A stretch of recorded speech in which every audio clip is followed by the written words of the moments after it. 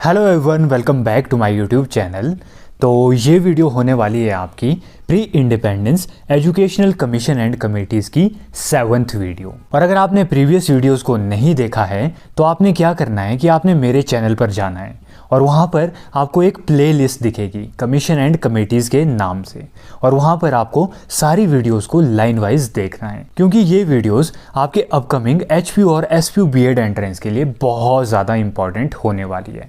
तो हमने previous videos में बहुत सारी कमीशन एंड कमेटीज़ को डिस्कस कर लिया है और आज की वीडियो में हम डिस्कस करेंगे अबाउट इंडियन यूनिवर्सिटीज़ कमीशन, जिसे कि रेले कमीशन के नाम से भी जाना जाता है, जो कि कब आया था आपका, ये आया था आपका 1902 में। उसके बाद अगर हम इसको स्टार्ट करें तो ये है हमारा इंडियन यूनिवर्सिटीज़ कमीशन, जिसे कि रेले कमीशन के नाम से भी जाना जाता है, जो कि कब आया था आपका 1902 ईस्वी में। और हिंदी में इसे भारतीय विश्वविद्यालय आयोग और रेले आयोग के नाम से जाना जाता है। तो मैंने इस वीडियो में क्या करा है कि जो आपका इंग्लिश वाला सेक्शन है उसके साथ हिंदी वाला सेक्शन भी ऐड कर दिया है, क्योंकि जो हिंदी वाले स्टूडेंट्स थे वो कह रहे थे कि हमें हिंदी में भी ज़रूर पढ़ाएं। तो अगर हम इसकी इंट्रोडक्शन के बारे में बात करें तो जो हमारा इंडियन यूनिवर्सिटीज़ कमीशन था, जो कि कब आया था, 1902 में आया था। इसको और किस नाम से जाना जाता है, वो है हमारा रेले कमीशन। और ये किसके द्वारा अपॉइंट किया गया था, ये अपॉइंट किया गया था हमारे लॉर्ड कर्जन के द्वारा, जो कि उस वक्त क्या थे, वॉइस रॉय ऑफ इंडिया थे। और नेक्स्ट अगर हम इसके पर्पज़ के बारे में बात करें कि इसका आखिर पर्पज़ क्या था, इसका पर्पज़ था to inquire into the condition and functioning किस चीज़ की, इंडियन यूनिवर्सिटीज़ की, और साथ ही साथ सुजेस्ट करने रिफॉर्म्स किस चीज़ के लिए, to improve the standard of higher education, यानी कि हायर एजुकेशन के स्टैंडर्ड को इम्प्रूव करने के लिए रिफॉर्म्स भी ये सुजेस्ट करेगा। और यहाँ पर हिंदी में भी वही दिया गया है, ठीक है, इसको भी आप ज़रूर पढ़ लेना। नेक्स्ट है हमारा इसमें बैकग्राउंड, यानी कि इसका बैकग्राउंड क्या था जो हमारा इंडियन यूनिवर्सिटीज़ कमीशन था। पहला था इसमें कि arising unemployed university graduates raised question about the usefulness of higher education, यानी कि जो यूनिवर्सिटी से ग्रेजुएट होके जा रहे थे वो फिर भी अनएम्प्लॉयड थे, और उसकी वजह से ये क्वेश्चन उठने लगा कि जो हायर एजुकेशन है वो सही भी है या नहीं। नेक्स्ट है हमारा there was a growing concern, मतलब ग्रोइंग कंसर्न किसके बारे में था, अबाउट द डिक्लाइन स्टैंडर्ड, मतलब कि जो स्टैंडर्ड डिक्लाइन हो रहा था वो किसका हो रहा था, टीचिंग और रिसर्च इन यूनिवर्सिटीज। ये भी इस कमीशन के आने का एक महत्वपूर्ण कारण था।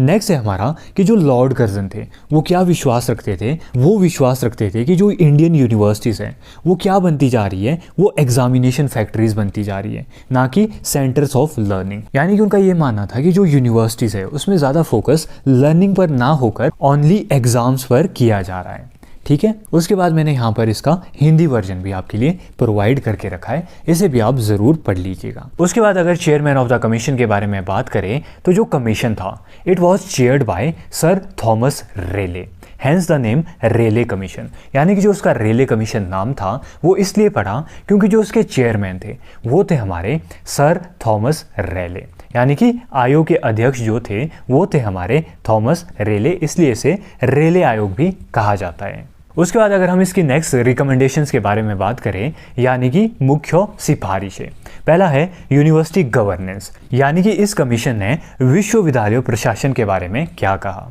पहला है हमारा university should not have political interference, यानी कि जो यूनिवर्सिटीज़ है उसमें क्या नहीं होना चाहिए, उसमें राजनीतिक हस्तक्षेप नहीं होना चाहिए। नेक्स्ट है हमारा द सिंडिकेट, यानी कि executive body of the universities, यानी कि जो यूनिवर्सिटीज़ की कार्यपालिका है should include more government nominated members to ensure better administration, यानी कि जो यूनिवर्सिटीज़ है उसमें क्या होना चाहिए, उसमें गवर्नमेंट नॉमिनेटेड मेंबर्स होने चाहिए, ताकि उसकी वजह से क्या हो सके, जो यूनिवर्सिटीज़ का एडमिनिस्ट्रेशन है वो बेटर हो सके। नेक्स्ट है vice chancellors should be appointed by the government, यानी कि जो यूनिवर्सिटी के वाइस चांसलर होने चाहिए वो किसके द्वारा अपॉइंट किए जाने चाहिए, गवर्नमेंट के द्वारा, and should be full time, और वो फुल टाइम होने चाहिए और साथ ही साथ हाईली क्वालिफाइड इंडिविजुअल्स में से एक होने चाहिए। उसके बाद नेक्स्ट है हमारा एफिलिएशन ऑफ कॉलेजेस, यानी कि इस कमीशन ने एफिलिएशन ऑफ कॉलेजेस के बारे में क्या कहा। पहला है स्ट्रिक्ट रूल्स वर सुजेस्टेड, किस चीज के लिए, for the affiliation of colleges to universities. Next है affiliation should only be granted to those institution that met minimum standard of infrastructure, staff and performances, यानी कि कॉलेज की एफिलिएशन ओनली उन institutes को प्रोवाइड करानी चाहिए जिसके पास minimum standard of infrastructure, staff और उस इंस्टीट्यूट की परफॉर्मेंस भी अच्छी होनी चाहिए। नेक्स्ट है हमारा इंस्पेक्शन एंड सुपरविजन, यानी कि निरीक्षण और निगरानी के बारे में क्या कहा इस कमीशन ने। पहला है it recommend regular inspection of colleges, यानी कि कॉलेजेस की क्या होनी चाहिए, रेगुलर इंस्पेक्शन होनी चाहिए और साथ ही साथ यूनिवर्सिटीज की भी होनी चाहिए, किसके द्वारा, बाय गवर्नमेंट अपॉइंटेड इंस्पेक्टर्स के द्वारा होनी चाहिए क्या, इंस्पेक्शन। नेक्स्ट है यूनिवर्सिटीज मस्ट इंश्योर, क्या इंश्योर करना चाहिए यूनिवर्सिटीज को, एकेडमिक डिसिप्लिन और साथ ही साथ प्रॉपर टीचिंग स्टैंडर्ड्स को भी यूनिवर्सिटी को इंश्योर करना चाहिए। नेक्स्ट है हमारा focus on research and training, इसने क्या रिकमेंड किया कि emphasis should be laid on, किसके ऊपर एम्फेसाइज करना चाहिए, for improving the quality of teaching, और साथ ही साथ इनकरेज करना है किसको, रिसर्च को, कहाँ पर, इंडियन यूनिवर्सिटीज में। नेक्स्ट है हमारा इसमें करिकुलम रिफॉर्म्स, यानी कि पाठ्यक्रम में सुधार, उसके बारे में इस कमीशन ने क्या कहा। इसने कहा कि suggested for modernisation of curriculum, यानी जो करिकुलम है उसका क्या होना चाहिए, मॉडर्नाइजेशन होना चाहिए, किस चीज़ के लिए, to include more practical and scientific knowledge, यानी कि जो करिकुलम है उसमें ज़्यादा क्या इंक्लूड हो पाए, प्रैक्टिकल नॉलेज और साइंटिफिक नॉलेज, और साथ ही साथ courses should be relevant to India's social and economic needs, यानी कि जो कोर्सेज ऑफर किए जाने चाहिए करिकुलम में वो किससे रिलेवेंट होने चाहिए, वो होने चाहिए according to India's social and economic needs.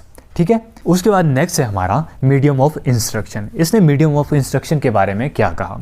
इसने कहा कि English to remain the dominant medium of instruction, कहाँ पर, यूनिवर्सिटीज़ में। उसके बाद अगर हम इसके आउटकम्स और इम्पैक्ट के बारे में बात करें तो वो क्या रहे थे। पहला है these recommendations led to the passing of the Indian Universities Act 1904, यानी कि जो रिकमेंडेशंस दी गई थी उसकी वजह से क्या हुआ, कौन सा एक्ट पास हुआ, वो हुआ हमारा इंडियन यूनिवर्सिटीज एक्ट 1904।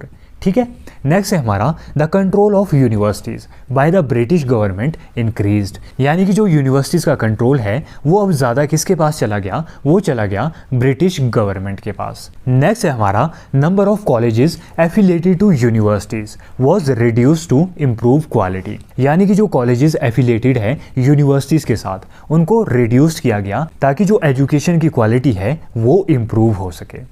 ठीक है, नेक्स्ट है हमारा introduction of more structured university governance system, यानी कि विश्वविद्यालय प्रशासन में अधिक संगठित और संरचित प्रणाली की शुरुआत हुई, यानी कि जो यूनिवर्सिटी में गवर्नेंस सिस्टम है वो ज़्यादा स्ट्रक्चर्ड होना चाहिए। नेक्स्ट है हमारा universities lost some of their autonomy which was criticised by Indian leaders, यानी कि जो यूनिवर्सिटीज़ हैं उन्होंने क्या अपनी ऑटोनॉमी को लॉस्ट कर दिया, क्योंकि ज़्यादा कंट्रोल किसके पास चला गया था, वो चला गया था ब्रिटिश गवर्नमेंट के पास। उसके बाद अगर हम इसके क्रिटिसिज्म के बारे में बात करें कि इस कमीशन का क्या क्रिटिसिज्म रहा। पहला है it was seen as a tool to centralise control over Indian education and curb nationalist activities in universities, यानी कि क्या हुआ कि जो ये कमीशन था इसे भारतीय शिक्षा पर केंद्रीय नियंत्रण स्थापित करने और विश्वविद्यालयों में राष्ट्रीय गतिविधियों को दबाने के उपकरण के रूप में देखा गया। उसके बाद नेक्स्ट है nationalist leaders oppose the act stating that it curtailed academic freedom, यानी कि जो नेशनलिस्ट लीडर्स थे उन्होंने क्या करा कि उन्होंने इस एक्ट को अपोज करा और उन्होंने क्या बोला कि ये एकेडमिक फ्रीडम को रिड्यूस करता है। नेक्स्ट इसका क्रिटिसिज्म ये रहा कि इसने ज्यादा फोकस किस चीज पे किया, for producing clerks and administrators for colonial government. ठीक है, और एंड में अगर इसके कंक्लूजन के बारे में हम बात करें तो जो रेले कमीशन था, यानी जो इंडियन यूनिवर्सिटीज कमीशन था 1902 में आया था।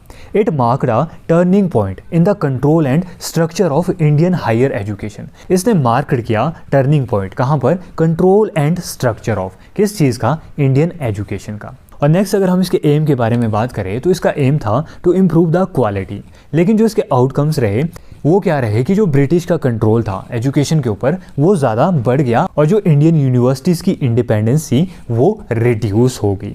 नेक्स्ट है कि क्रिटिसिज्म के होते हुए भी इसने एक फाउंडेशन लेड कर दी, किसके लिए? For educational reforms, specially in university governance and research encouragement. तो ये था इसका कंक्लूजन। तो मैंने इस वीडियो में क्या करा है कि इंग्लिश के साथ हिंदी वाला पोर्शन भी ऐड करके रखा है। लेकिन इसमें एक दिक्कत ये हो सकती है कि अगर किसी इंग्लिश वाले को या हिंदी वाले को अलग से हिंदी या इंग्लिश का PDF प्रिंट आउट करना होगा, तो उसके लिए उसको दोनों चीज़ों को प्रिंट करना पड़ेगा। तो मुझे कमेंट करके ज़रूर बताना कि मैं बाकी वीडियोस को भी इसी तरह लाऊं या पहले की तरह लाऊं। तो अगर आपको ये वीडियो पसंद आई हो तो इस वीडियो को लाइक, शेयर और कॉमेंट ज़रूर करें, और इस PDF के नोट्स के लिए मेरे टेलीग्राम चैनल को ज़रूर ज्वाइन करें। Thank you and have a great day.